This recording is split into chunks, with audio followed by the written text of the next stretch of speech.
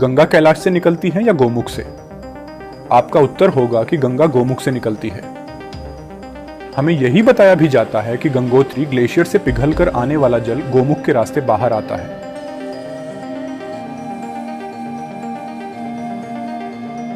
आरंभ में इसे भगीरथी कहते हैं, जो आगे चलकर देवप्रयाग के बाद गंगा का रूप ले लेती है।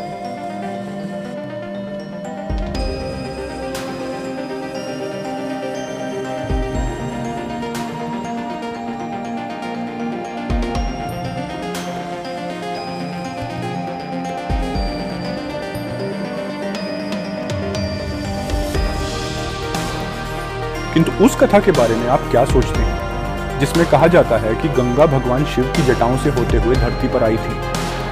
इसके अनुसार धरती पर उतरते समय गंगा का वेग इतना अधिक था कि उससे संकट पैदा हो सकता था, इसलिए भगवान शिव ने उन्हें अपनी जटाओं में धारण कर लिया। इससे गंगा का वेग शांत हुआ और वो अनेक धाराओं से होती हुई धरती पर प्रवाहित होने लगी।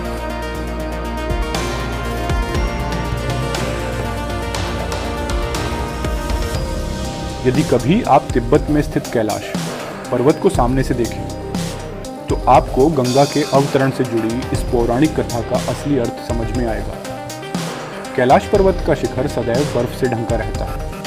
यहाँ साल भर बर्फ रहती है। गर्मी के मौसम में जब तिब्बत के अन्य पर्वतीय शिखरों का बर्फ पिघल चुका होता है, तब भी आपको कैलाश सफेद चादर में ढंका दिखाई देगा।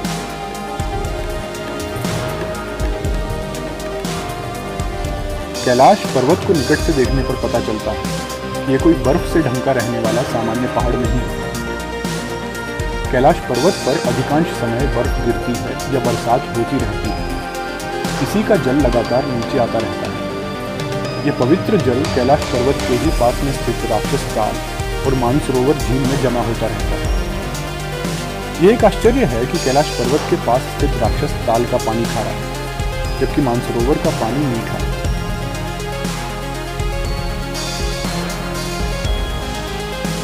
राक्षस ताल देखने में अधिक सुंदर दिखता है।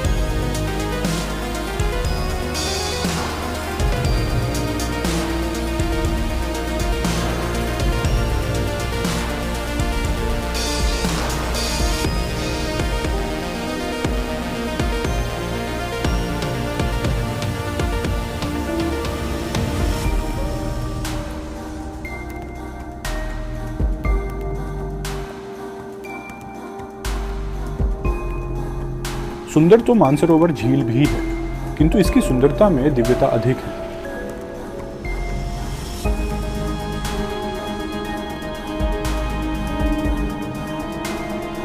इन दोनों झीलों से 4 नदियां निकलती हैं। ये नदियां हैं सिंधु, सतलुज, ब्रह्मपुत्र और कर्णाली। पहले 3 नदियों का नाम तो आपने सुना ही है, लेकिन हो सकता है कि कर्णाली नदी का नाम आपने पहले नहीं सुना होगा। कारण यह कि ये नाम भारत में प्रचलित नहीं है। इस चौथी नदी को नेपाल में कर्णाली के नाम से जाना जाता है। तिब्बत में मानसरोवर क्षेत्र से निकलकर कर्णाली नदी पहले नेपाल में प्रवेश करती है। वहां से यह कई छोटी बड़ी धाराओं के माध्यम से उत्तर प्रदेश और उत्तराखंड में प्रवेश करती है। कर्णाली नदी का भारत में प्रवेश करते ही नाम बदल जाता है और यह घाघरा कहलाने लगती है। घाघरा वही नदी है जिसके तट पर भगवान राम की नगरी अयोध्या बसी हुई है। वहां पर घाघरा को सरयू नाम से जाना जाता है। योगी आदित्यनाथ सरकार ने अब पूरी घाघरा नदी का नाम बदलकर सरयू कर दिया है, ताकि लोग इसके वास्तविक महत्व को समझ सकें।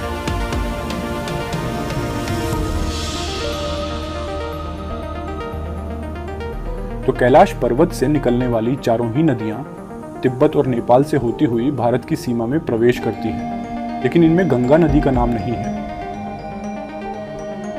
हम हमेशा से पढ़ते और मानते आए हैं कि गंगा नदी का उद्गम उत्तराखंड में गंगोत्री ग्लेशियर से होता है। वहां पर गोमुख नाम का एक स्थान है जहां से गंगा की प्रमुख धारा निकलती है। गोमुख पर आरंभ में गंगा का नाम भगीरथी कहा जाता है, जो आगे चलकर उत्तराखंड में ही अलकनंदा, मंदाकिनी, कर्णगंगा समेत कई छोटी बड़ी धाराओं से मिलते हुए अंत में देवप्रयाग में गंगा का रूप लेती है। शिव पुराण के अनुसार मां गंगा भगवान शिव को पति के रूप में पाना चाहती थी। शिवजी को प्राप्त करने के लिए उन्होंने घोर तपस्या की। शिवजी ने प्रसन्न होकर उन्हें अपने साथ रहने का वरदान दिया। लेकिन मां गंगा का वेग इतना था कि उनके जल प्रवाह के आगे पृथ्वी पर त्राहिमाम मच गया। तब भगवान शिव ने गंगा को अपनी जटाओं में समा लिया।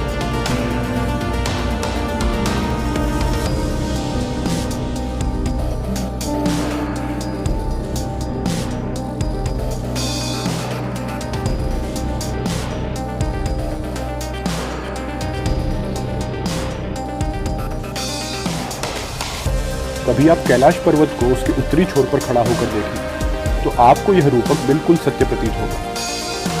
कैलाश पर्वत पर आकाश से वर्षा होती रहती है जो वहां पर बर्फ बन जाती है, फिर ये ही पिघलकर पानी के रूप में नीचे की ओर आता है।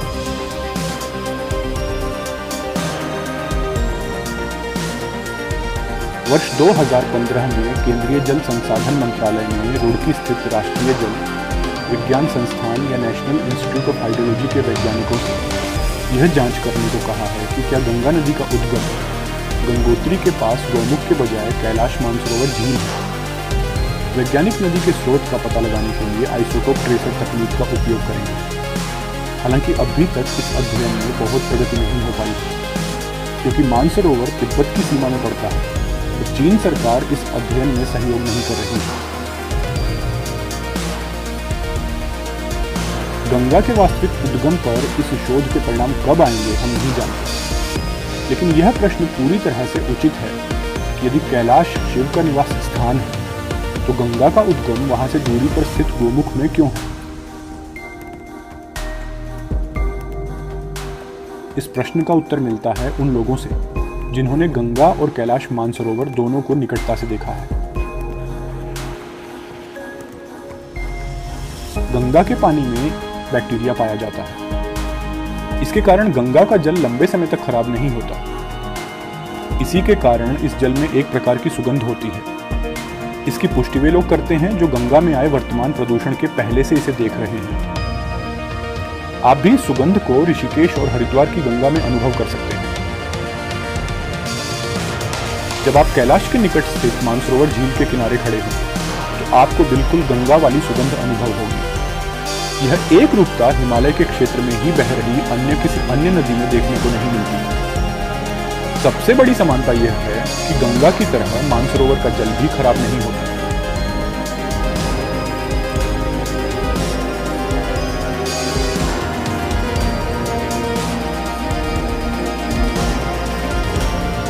जबकि कैलाश पर्वत से ही बहकर राक्षस ताल में जमा होने वाला पानी खराब हो जाता है।